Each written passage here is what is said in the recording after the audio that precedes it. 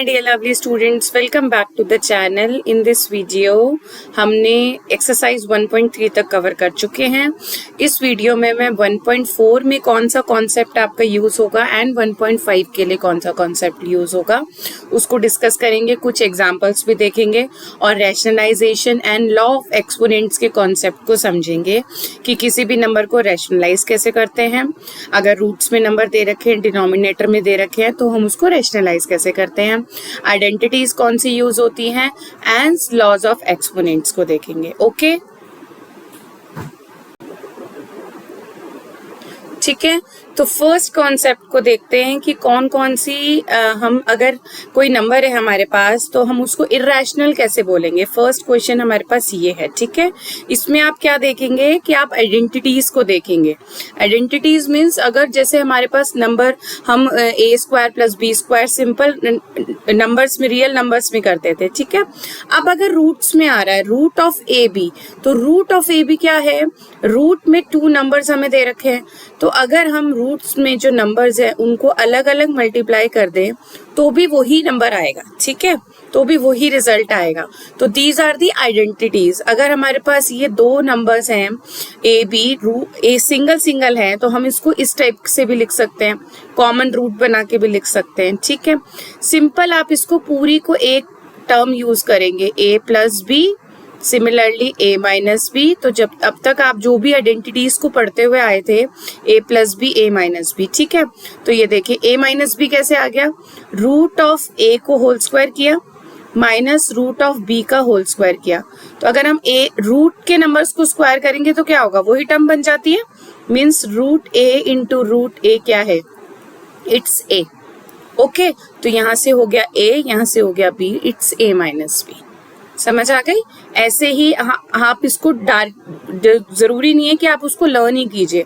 अगर हमारे पास एक रियल नंबर है, एक रूट में नंबर है, एक ऐसा नंबर है, एक इर्रेशनल नंबर है. ठीक है, तो जब आप इसको मल्टीप्लाई करोगे तो ए स्क्वायर में आएगा, लेकिन रूट वाली टर्म्स हो जाएगी सिंपल बी में. तो ये कुछ आइडेंटिटीज है, या तो आप इनको लर्न कर लो, या जब आप इनको सॉल्व करोगे ना, इसको आप लेंगे ए, ये लेंगे बी, तो ये हो जाएगा ए प्लस बी का होल स्क्वायर. अब आप हमेशा से क्या करते आए हो, A square plus B square plus 2ab. तो जब हम रूट ए को स्क्वायर करेंगे तो ये ए ही आएगा. ठीक है, ए स्क्वायर प्लस रूट बी का होल स्क्वायर प्लस 2ab. ठीक है, तो ये रूट में है, तो ये क्या हो गया, ए बी तो यहाँ से आ गया प्लस 2 रूट ए बी. ये ऐसे बनी आइडेंटिटी. समझ आ गई. इस पे बेस्ड आपके क्वेश्चंस आएंगे. देखिए जैसे ये लिखा है, सिंप्लीफाई दी फॉलोइंग एक्सप्रेशन. इससे पहले मैं आपको एक एग्जांपल कराना चाहती हूँ, वो है चेक वेदर दीज नंबर्स को आप देख के बताइए कि ये इर्रेशनल है या रैशनल है. अब अगर आपने टर्मिनेटिंग एंड नॉन टर्मिनेटिंग का कॉन्सेप्ट समझ लिया है तो आपको ये समझ आ गया होगा that 7 root 5, 7 by root 5, root 2 plus 21 and pi minus 2 they all are non terminating. They all are non-terminating, non-recurring numbers. ठीक है, ये सारे नॉन टर्मिनेटिंग नंबर्स होते हैं. मींस इनको हम क्या बोलते हैं, इनको हम बोलते हैं इर्रेशनल नंबर्स. ये कॉन्सेप्ट मैं प्रीवियस वीडियोस में भी आपको बता चुकी हूँ. ठीक है, तो ये एक एग्जांपल था जो एनसीईआरटी में आपको गिवन है. अब हम सेकंड एग्जांपल लेते हैं, बेसिकली जो आपकी एक्सरसाइज 1.4 जिस पे बेस्ड है, मींस वो इन आइडेंटिटीज और रैशनलाइज पे बेस्ड है. तो फर्स्ट तो आपको ये आइडेंटिटीज यानी रूट में जो भी टर्म्स आती है उनको कैसे सिंप्लीफाई करते हैं वो आना चाहिए. तो ये है हमारा फर्स्ट एग्जांपल.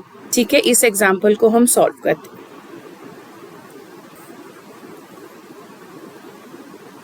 आइए इसको कैसे सॉल्व करेंगे.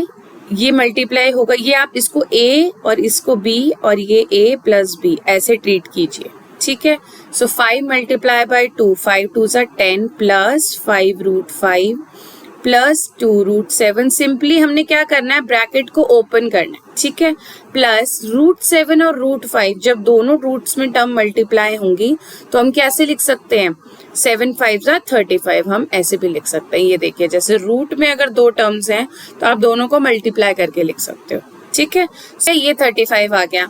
अब अगर रूट की टर्म्स भी हमारे पास सेम होती, ठीक है, तो हम इन दोनों टर्म्स को भी प्लस कर सकते थे, ऐड कर सकते थे. बट यहाँ पे क्या है, रूट की टर्म्स सेम नहीं है. ठीक है, तो हम इसको एज इट इज छोड़ देंगे और ये सिंपली आंसर हो जाएगा। ठीक है, सिंपली उसको सिंप्लीफाई करने की कोशिश करनी है आपको। ओके जी, अब हम नेक्स्ट देखते हैं कि रैशनलाइज का कॉन्सेप्ट क्या है। ये तो हो गया रूट का कॉन्सेप्ट कि प्लस में होगा, माइनस में होगा, डिवाइड में होंगे। इस पे बेस सारे क्वेश्चंस आएंगे आपके 1.4 एक्सरसाइज में, हम वहां जाके उसको सॉल्व करेंगे। ठीक है, अब हम बात करते हैं रैशनलाइजेशन की। रैशनलाइज द डिनोमिनेटर मीन्स अगर हमारे पास सिंपली ये टर्म है, रूट में कोई टर्म है जो डिनोमिनेटर में आ गई, उसको आप कैसे सॉल्व करेंगे। द स्टेप वन आपका इसमें होगा जैसे 1/√2 है, तो जो ये टर्म है √2, इसको अगर मैं √2/√2 कर दूं, मल्टीप्लाई कर दूं, तो क्या होगा, ये √2 ही आएगा। ये दोनों कैंसिल हो गए और ये √2 ही आएगा, ये क्या होगा, 1 ही होगा। ठीक है, तो अगर मैं ये ऐसे लिख दूं, इससे क्या होगा हमारे पास कि हमारे पास टर्म न्यूमरेटर में √2 आ जाएगी और डिनोमिनेटर में क्या होगा, √2 इंटू √2 इज 2। सो दैट कि आप इसको सिंप्लीफाई इजीली कर पाओ, इसलिए हम डिनोमिनेटर का रैशनलाइज करते हैं। ठीक है, कॉन्सेप्ट समझ आ गया। मीन्स जो भी डिनोमिनेटर में होगा उसको हम मल्टीप्लाई और डिवाइड कर देंगे सेम नंबर से। ठीक है, ये तो हो गया सिंगल टर्म की बात। अगर हमारे पास दो टर्म है, सपोज 1/√2 - 1 है, ये पूरा टर्म आ गया, तो इसको कैसे करेंगे, क्या करेंगे, एक तो हम मल्टीप्लाई करेंगे, ठीक है, लेकिन साइन डिफरेंट कर देंगे, √2 + 1 √2 + 1। ये भी सेम ही टर्म बनेगी। अगर हम इसको कैंसिल कर दें तो ये टर्म रह जाएगी, इससे कोई फर्क नहीं पड़ रहा। इसको जस्ट हम इसलिए यूज कर रहे हैं ताकि ये सिंप्लीफाई हो जाए। ठीक है, क्या हो जाए, सिंप्लीफाई हो जाए। इसको कैसे सॉल्व करेंगे आप, ये देखिए, √2 + 1 हो जाएगा एंड डिवाइडेड में √2 - 1 √2 + 1, a - b and a + b। तो क्या हो गया, ये a² - b², तो ये हो जाएगा √2 + 1 2 - 1, सो वी हैव √2 + 1/1, तो ये आ जाएगा √2 + 1 इज द आंसर। ठीक है, हो गया सिंप्लीफाई। 1/√2 - 1 था, इसको हमने सिंप्लीफाई करके ऐसे कर दिया। क्या यूज किया, रैशनलाइजेशन यूज किया। ओके, ठीक है, अब हम नेक्स्ट एग्जांपल देखते हैं। देखिए, जैसे मैंने आपको समझाया था, 5/√3 - √5। अब इसको रैशनलाइज करने के लिए क्या करेंगे, √3 + 5 √3 + 5 से मल्टीप्लाई और डिवाइड कर देंगे, सिंपल सा। तो ऊपर तो रह जाएगा ये same as it is, but नीचे क्या होगा, a + b, a - b का फॉर्मूला लगाएंगे, a² - b², so we have √3 का स्क्वायर -√5 का स्क्वायर। तो नीचे क्या टर्म रह जाएगी, एक सिंप्लीफाइड टर्म रह जाएगी हमारे पास, ये हो जाएगा 3 - 5, so we have 5 √3 + √5/2, this -2। Okay, ये प्रोसेस हमने क्यों यूज किया, हमने रैशनलाइजेशन क्यों यूज किया, क्योंकि हमें क्या करना था, हमें डिनोमिनेटर में रैशनल नंबर लाना था। ठीक है, p/q की फॉर्म बन गई और एक रैशनल नंबर आ गया डिनोमिनेटर में, तो ये क्या हो गया, ये पूरा रैशनल नंबर में चेंज हो गया। ठीक है, अगर ये डिनोमिनेटर में रूट आता है तो ये क्या हो गया, ये इरेशनल नंबर हो गया। और अगर हम रैशनलाइज कर देते हैं डिनोमिनेटर को तो ये एक रैशनल नंबर में कन्वर्ट हो जाता है। ठीक है, समझ आ गई, इसलिए हम रैशनलाइजेशन करते हैं।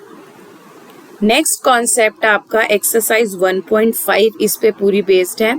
सिंपल सा लॉ ऑफ एक्सपोनेंट्स यूज करेंगे। इस चीज की क्वेश्चंस और इस चीज को कॉन्सेप्ट आपने लोअर क्लासेस में भी पढ़ा होगा, दैट जो भी हमारी पावर्स होती हैं, यानी a⁻m और a⁻n, ठीक है, तो ये क्या होगा, अगर ये क्या है, दोनों टर्म मल्टीप्लाई में है और कॉमन बेस है, यानी कॉमन है, a और b नहीं है, अगर कॉमन है तो इनके जो पावर्स होंगी वो ऐड हो जाएंगी। सपोज जैसे हमारे पास है 2q × 2 4, ठीक है, तो हम इसको ऐसे भी लिख सकते हैं 3 + 4, ओके, 2 7। समझ आ गई, ठीक है, और मल्टीप्लाई कब होगा, जब वो सेम ब्रैकेट में होगा, यानी 2 हमें यहाँ दे रखा है, 2 स्क्वायर और यहाँ पे क्यूब, तो ये दोनों पावर्स क्या है, एक ब्रैकेट के क्लोजर में ही तो है, यानी ये दोनों पावर्स किस में हो गई, मल्टीप्लिकेशन में हो गई। ठीक है, तो ये क्या बोलेंगे, 3 2 जा 6 हो जाएगा। ओके, देन अगर हमारे पास ये पावर्स डिवाइडिंग में है, यानी 2 रेज टू द पावर 2 है and 2 raise to the power 3 है सपोज। ठीक है, सो वी हैव, इसको हम 3 कर देते हैं, इसको हम 2 कर देते हैं ताकि वो इजी गोइंग हो जाए, वो और कंफ्यूजिंग हो जाएगा कि पावर नेगेटिव में क्या आ रही है। ठीक है, 3 - 2, यानी जब हम इसको ऊपर ले जाएंगे तो 8 सेम कॉमन बेस है और पावर्स क्या हो जाएंगी, ऊपर जाके माइनस में हो जाएंगी। ठीक है, ये कॉन्सेप्ट है। ऐसे ही अगर ये मल्टीप्लाई में, सपोज मैं एग्जांपल करवा देती हूँ। ठीक है, और नेक्स्ट वीडियो में हम कवर करेंगे एक्सरसाइज 1.4 एंड एक्सरसाइज 1.5। ओके जी, चलिए इस एग्जाम्पल को हम कवर करते हैं।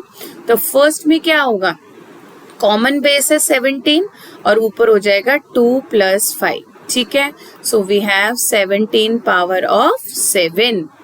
ठीक है, सेकेंड पार्ट में कैसे होगा, हमारे पास है 5 to the power of square and 7, तो पावर्स किस में है, मल्टीप्लिकेशन में है, तो पावर्स हो जाएंगी 5 टू द पावर ऑफ 14।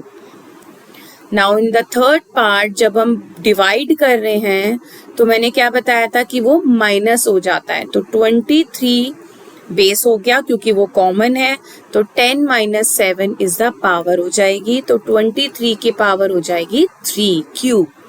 ठीक है, now is the fourth part 7 cube and 9 cube, तो हम क्या करेंगे, 7 और 9 तो हो जाएगा मल्टीप्लाई, सिमिलरली ऊपर पावर आ जाएगी।